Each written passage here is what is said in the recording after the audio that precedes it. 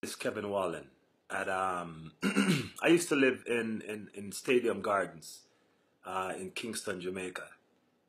I was 11 years old when I moved to that community. Shortly after I moved to that community, we went to Norman Gardens All Age School, which was down at the bottom of Mountain View Avenue. I remember very shortly after we moved to the community, we had to stop going to school because our folks just didn't have the money and stuff to send us to school anymore. So what ended up happening is that I roamed my community a lot and just looked for things to do that I could use to make money, whether it be stealing bottles from somebody's yard or cutting somebody's lawn, washing someone's car, running errands, whatever the case was.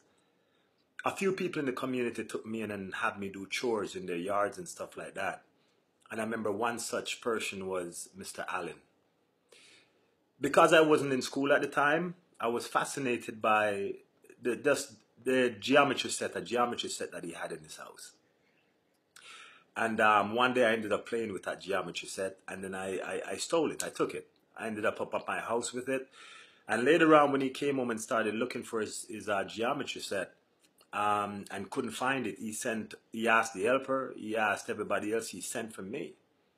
When I came down and I saw the look on his face and I heard the anger in which he was expressing himself about missing a geometry set, I denied that I saw it. I denied that I took it, all of that kind of stuff.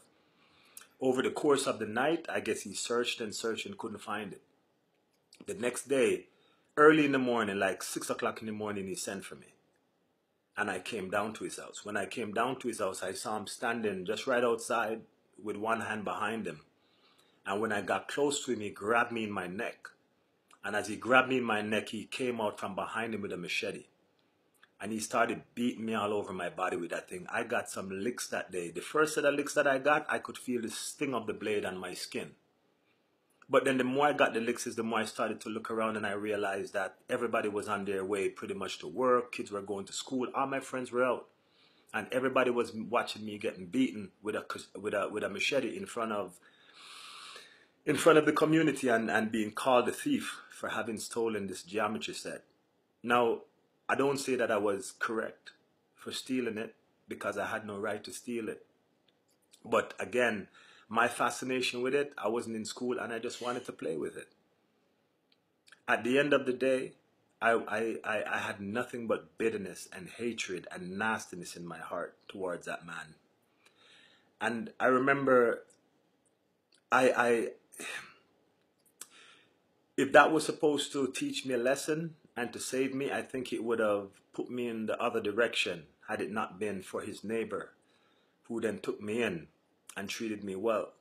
The neighbor knew exactly what it is that happened, and I guess he took me in anyway. I stole from him. I did a lot of, just not so great things because I don't know, for some reason I never thought about it beyond just trying to get what it is that I felt that I needed in the moment. Years later, I would migrate to Canada, and when I came back to Jamaica, I went and found this man that lived next door to the soldier man, Mr. Allen, who beat me. This man was Mr. Nugent. We call him Mr. C. And I started to confess to him that just like I had stolen from Mr.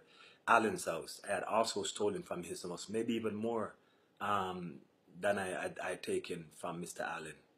And he told me that he knew. He knew. But for some reason, based on the fact that he knew my story, that my mom wasn't around and that my dad wasn't around and that I was growing up with a group of folks who just could not afford to take care of me, he knew my story. And so as a result of that, instead of doing the same thing that Mr. Allen does, he instead treated me with love.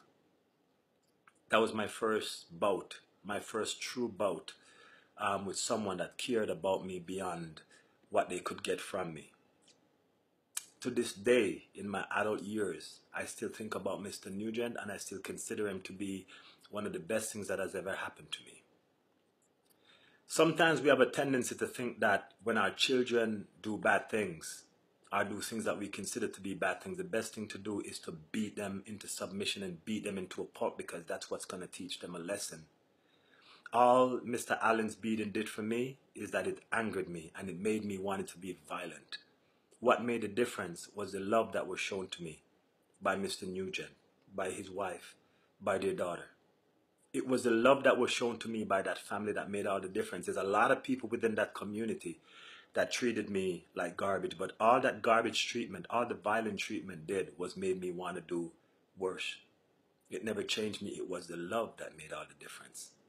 So for those of you who think that the best way to handle whenever it is that someone steals or when someone makes a mistake, especially kids, I've been able to do well with my life. I've been able to do a lot of things. I've been able to help a lot of people throughout my life. And had I not gotten the love from, starting with Mr. Nugent, I don't know what would have happened to me along the way. So whenever it is that you encounter, whether it is that your own children, whether it is that it's somebody else's children, or whatever the case is, I don't know, it's kind of tough because sometimes the situation is what you think is really, really bad. But my view is Jamaicans have a thing that say, and nothing, if it not dead, not dash it where, whatever the case is. And there's always opportunities for people to change and to transform. And the thing that will help people to change and to transform the most is love. It's not the hate. It's not the bitterness. It's not the violence that we're seeing. And when you think that if it is that you let them go, that they're going to take advantage of you and so on and so forth, I don't know, you have to go deeper than that. Most people can look back in their lives and see when it is that they were not exactly upright and doing the right things.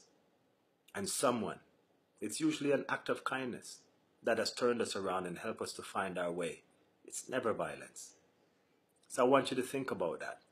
And even the people that are talking about just the people,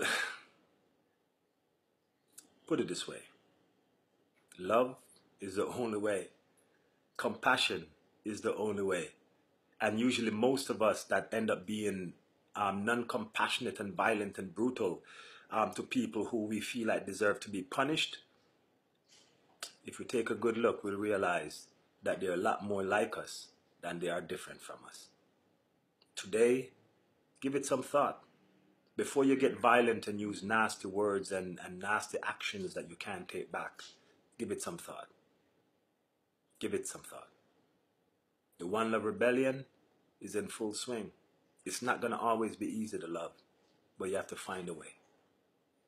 You must find a way. We have to find a way. Take a look at what's going on in the world right now.